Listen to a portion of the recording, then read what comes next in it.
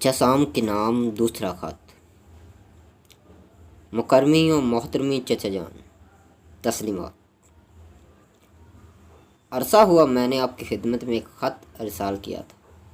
आपकी तरफ से तो कोई रसीद ना आई, मगर कुछ दिन हुए कि आपके सफारत खाने के एक साहब, जिनका इसमें ग्रामी मुझे इस वक्त याद नहीं, शाम को मेरे गरीब खाने पर तशरीफ़ लाए।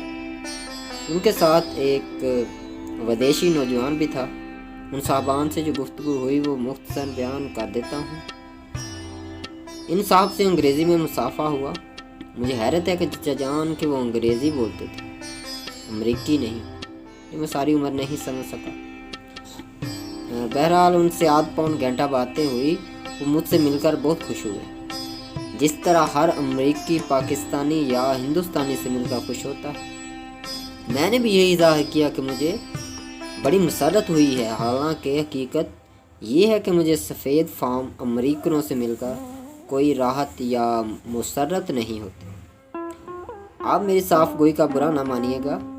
पिछली बड़ी जंग के दौरान मेरा क़याम बम्बई में था। एक रोज़ मुझे बम्बई सेंट्रल रेलवे स्टेशन जाने का इत्तेफाक हुआ। इन दिनों वहाँ आप ही के मुल्क का दौरा था। बेचारे टामियों को कोई पूछता ही नहीं था। बम्बई में जितनी एंग्लो इंडियन लड़कियां, यहूदी और पारसी लड़कियां जो इस्मत फरोशी को अजराह फैशन इख्तियार किए हुए थी, अमरीकी फ़ौजियों की बगल में चली गई। चचा जान, मैं आपसे सच अर्ज़ करता हूँ कि जब आपके अमरीका का कोई फ़ौजी किसी यहूदन या पारसी या एंग्लो इंडियन लड़की को अपने साथ चिमटाए गुज़रता था तो टामियों के सीने पर सांप लौट जाते थे। असल में आपकी हर अदा निराली है। हमारे फ़ौजी को तो यहाँ इतनी तनख्वाह मिलती है कि वो इसका आधा पेट भी नहीं भर सकते, मगर आपके का मामूली चपरासी को इतनी तनख्वाह देते हैं कि अगर उसके 2 पेट हैं तो वो उनको भी नाक तक भर दे। चचा जान, गुस्ताखी माफ़, क्या ये फ्रॉड तो नहीं? आप इतना रुपया कहाँ से लाते हैं? छोटा मुंह और बड़ी बात। लेकिन आप जो काम करते हैं इसमें ऐसा मालूम होता है कि नुमाइश ही नुमाइश। हो सकता है मैं गलती पर हूँ, मगर गलतियाँ इंसान ही करता है, और मेरा ख्याल है कि आप भी इंसान हैं। अगर नहीं है तो मैं इसके मतलब कुछ नहीं कह सकता।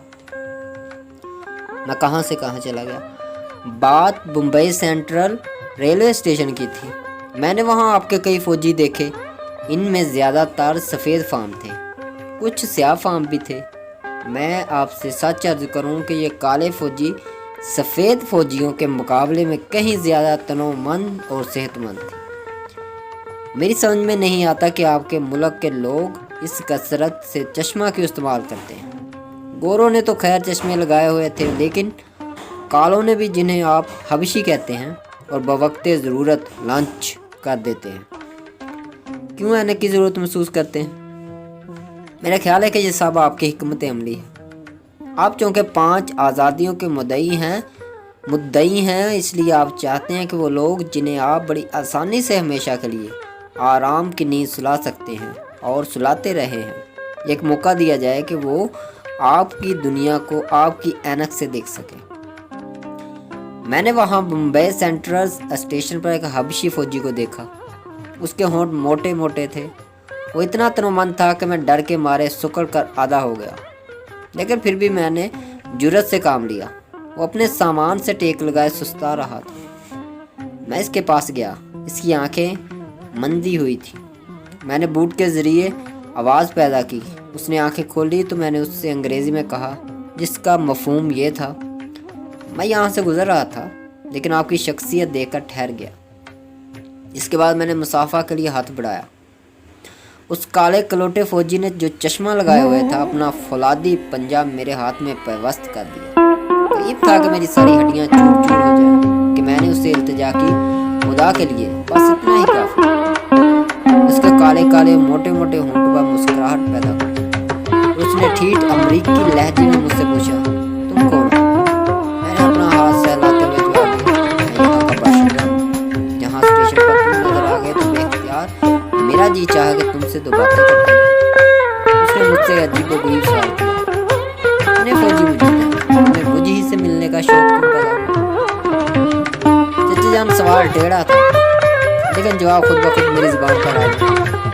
मैंने उससे कहा, मैं काला हूँ, तुम भी काले, मुझे काले आदमियों से प्यार है। और ज्यादा मुस्कुराया। इसके काले और मोटे होंठ मुझे बहुत प्यारे लगे कि मेरा जी चाहता था कि मैं चूम लूं। चचा जान आपके हाँ बड़ी खूबसूरत होते हैं। मैंने आपका एक फिल्म देखा था, क्या नाम था उसका? हाँ याद आया, बेदंग ब्यूटी।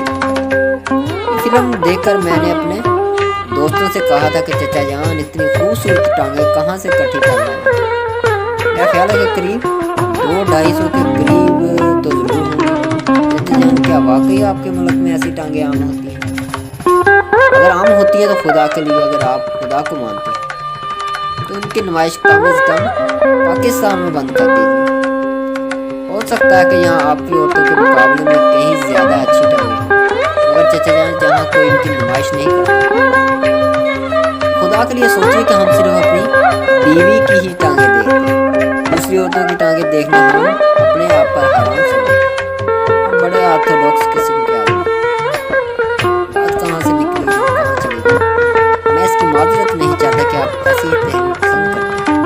कहना यह था कि आपके वो साहब जो जहाँ कौंसल खाने से वाबस्ता हैं मेरे पास तशरीफ लाए और मुझसे दरख्वास्त की कि मैं उनके लिए अफसाना लिखूं। मैं बहुत मुतहैर हुआ, इसलिए कि मुझे अंग्रेजी में लिखना आता ही नहीं। मैंने इनसे अर्ज की, जनाब मैं उर्दू का राइटर हूँ, मैं अंग्रेजी लिखना नहीं जानता। उन्होंने फरमाया मुझे उर्दू में चाहिए, हमारा एक पर्चा है जो उर्दू ज़ुबान में शाया होता है। मैंने इसके बाद मज़ीद तफ्तीश की ज़रूरत न समझी और कहा, मैं हाजिर हूँ। और खुदा वाहिद नाज़िर है कि मुझे नहीं मालूम था कि वो आपके कहे पर तशरीफ लाए। आपने इन्हें मेरा वो खत पढ़ा दिया होगा जो मैंने आपको लिखा था। खैर इस किस्से को छोड़िए, जब तक पाकिस्तान को गंदम की ज़रूरत है मैं आपसे कोई गुस्ताखी नहीं कर सकता। वैसे भी बासियत पाकिस्तानी होने के, हालांकि मेरी हुकूमत मुझे अतात गुजार नहीं समझती। मेरी दुआ है कि खुदा करे कभी आपको भी बाजरे और निक्सों के साग की जरूरत पड़े, और अगर इस वक्त जिंदा हूँ तो आपको भेज सकूँ, और अगर मैं इस वक्त जिंदा हूँ तो आपको भेज सकूँ। अब सुनिए कि उन साहब को जिनको आपने भेजा था मुझसे पूछा, आपके एक अफसाने के कितने रुपए होंगे? जैसे जान मुमकिन है आप झूठ बोलते हैं और आप यकीनन बोलते हैं बतौर फन, तो ये फन मुझे अभी तक नसीब नहीं हुआ। लेकिन इस रोज मैंने एक मुक्तदी के तौर पर झूठ बोला, उनसे कहा मैं एक अफसाने के 200 रुपये दे। अब हकीकत ये है कि यहाँ के नाशिर मुझे एक अफसाने के ज्यादा से ज्यादा 40 रुपये देते थे। मैंने 200 रुपया तो कह दिया, लेकिन मुझे इस साथ से अंदरूनी तौर पर सख्त नदामत हुई कि मैंने इतना झूठ क्यों बोला। लेकिन अब क्या हो सकता था। लेकिन चचा जान मुझे सख्त हैरत हुई जब आपके भेजे हुए साहब ने बड़ी हैरत से, मालूम नहीं वो मुस्कुराई थी या असली, फरमाया सिर्फ 200 रुपये, कम से कम एक अफसाने के 500 रुपये होने चाहिए। अब मैं हैरत ज़दा हो गया, एक अफसाने के 500, ये तो मेरे ख्वाबों ख्याल में नहीं है। लेकिन मैं अपनी बात से कैसे हट सकता। चुनाचे मैंने चचा जान उनसे कहा, साहब देखिए 200 रुपये होंगे, बस आप इसके मुतल्लक ज़्यादा शायद वो समझ चुके थे कि मैंने वो शराब जो मैं पीता हूँ उसका जिक्र मैं अपने पहले खत में कर चुका। चचा जान मुझे हैरत है कि आप तक जिंदा हो, हालांकि मुझे 5 बरस हो गए हैं यहाँ का कशीदा जहर पीते हुए। मेरा ख्याल है कि अगर आप तशरीफ लाएं तो मैं आपको ये जहर पेश करूँगा। उम्मीद है आप मेरी तरह हैरत अंगेज तौर पर जिंदा और आपकी 5 आज़ादियाँ भी सलामत रहेंगी। खैर इस किस्से को छोड़िए। दूसरे रोज सुबह सवेरे जबकि मैं बरामदे में शेव कर रहा था, आपके वही साहब तशरीफ लाए।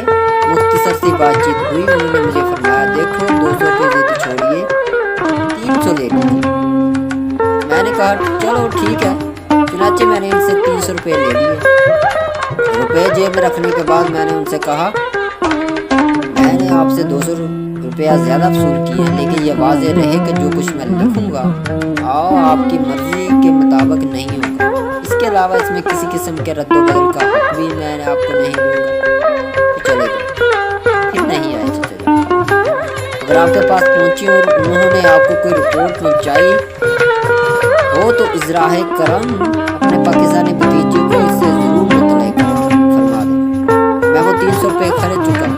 اگر واپس لینا چاہیں تو میں 1 روپیہ ماہوار کے حساب سے ادا کر دوں گا. امید ہے کہ آپ اپنی 5 آزادیوں سمیت خوش و خرم ہوں. خاکسار آپ کا مخلص بھتیجا سعادت حسن منٹو. 31 لکشمی مینشن ہار روڈ لاہور.